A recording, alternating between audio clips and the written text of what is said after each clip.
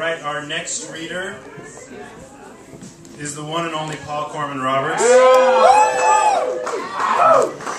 Paul writes the monthly column Dispatches from Atlantis for redfez.net. He has 2 books coming out this year, Last Chance Ego Death, a small chap of poems from Crisis Chronicle Press, and his first collection of flash fiction from Tainted Coffee Press entitled Someone You Invent New Words. Sometimes you invent new words for old losses. You'd think the titles of the books would be switched around, but that's how blurry the line between fiction and poetry has become these days. Please help me give a warm welcome to Paul Corman-Roberts.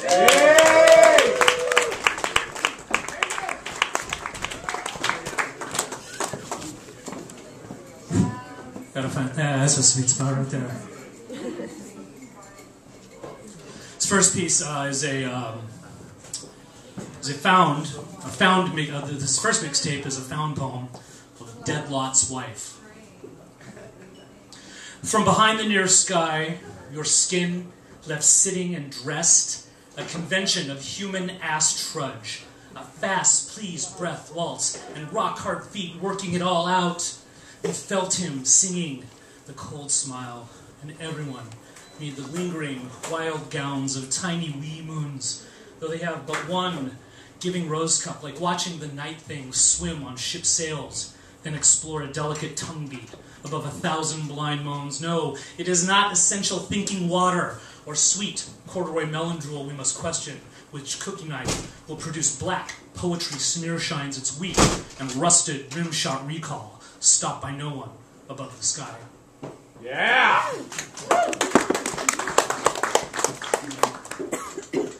This mixtape is dedicated to John Lennon. It is a found poem commissioned under the auspices of Audre Lorde in the Women's Building on 18th Street, or Nobody Told Me There Would Be Days Like These. Ain't it time you should have got a bagel for a New Deal? 6,000 years of Judaic tradition can't be all wrong. I like it when strippers extrapolate. Yes! The Oracle of Delphi. Lux! Oh no, not Eno. You!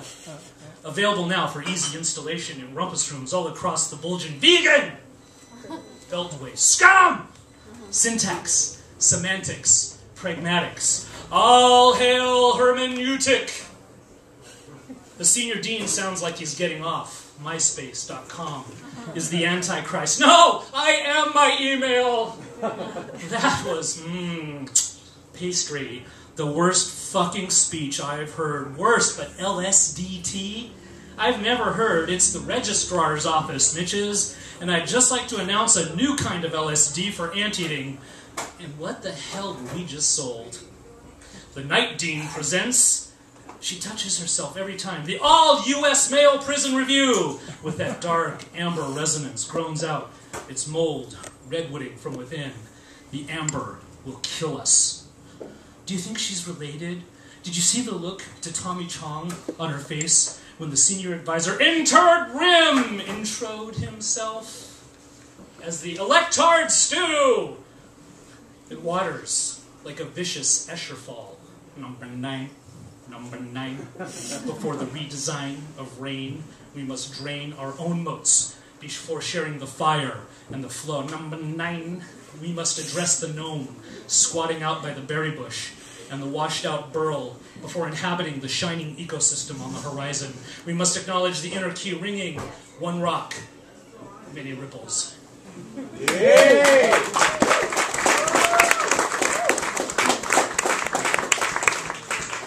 This is a this mixed poem is another found piece, which I dedicate to Gnome and Avril Birnbaum, who will help me with the content on it. This is a straight up hit piece.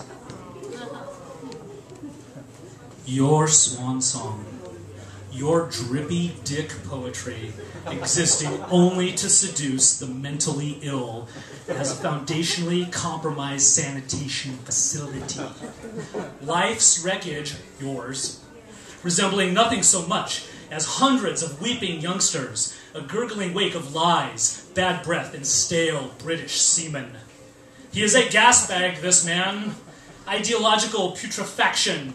A toilet of epic bottoms as thousands swarm the streets of Homs. And shouldn't these thousands gather to take a deep collective dump upon this man? The clueless grin, like a demented, sexually damaged pop star. You ego. You witless wit. You missing poem. Where did they go? You assless, humanless shell. You stench-saturated, shuddering bungafus. A fraud as a teacher. A liar as a poet. And only a grimy stain on the wall where there should be a shadow. You speak of hope. You speak of anything at all. This is the cruelest sham. To provide emptiness is worse than hypocrisy. With flourish, you present us your gaping lack. And even this is less than nothing.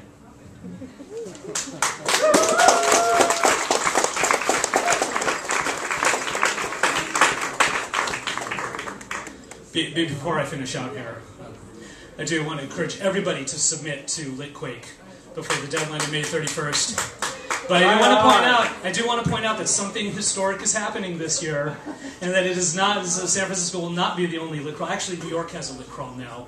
And starting this year on July 7th, Oakland is going to have the first Eastbound lit crawl. July 7th. So if folks are interested in that, we are not taking submissions for that just yet. We are taking bribes. But if you're interested, you can come talk to me about that a little bit later. And I'm going to finish with the piece that Kevin and Namak, who I want to thank so much for producing this wonderful series.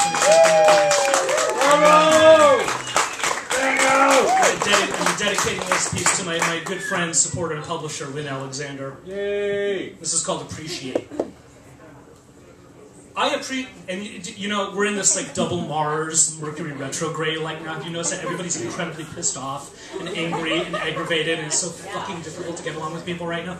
Because this is today is just one of those days. I appreciate the following Friday, but conflict decided it wasn't a good fit. Anger management work on the side probably sounds weird.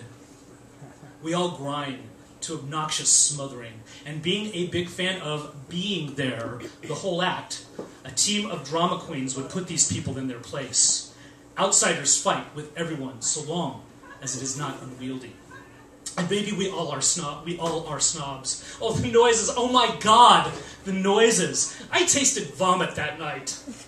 I had to feed cows every day, twice a day, for 10 years. One should not raise cows in the snow. It feels inbred. You can move to a new scene, make your own. You don't like a restaurant? Go to another. No hurt feelings. Just slipping in and out of things as you please, distracted by this unsettling sense of disconnect. Maybe from not talking to you. Today I am insecure. I think everyone's out to get me. Last night I met Angie Dickinson at a party. Yeah. Policewoman told me you were seeing someone. You don't like monogamy. I was crying over that stupid song from Band-Aid. I suspect we fear the polemic. Polyamory is not freedom. It's a device for identity. I am not anyone's 10-minute free pass. Unacceptable that you thought such things about me. And too much baggage, 2 suitcases through a connecting flight. Do not scare me, yo. You say I wish you knew her. An accountant of all things. And you can multiply. You multiplied. I will let you go now. Thank you.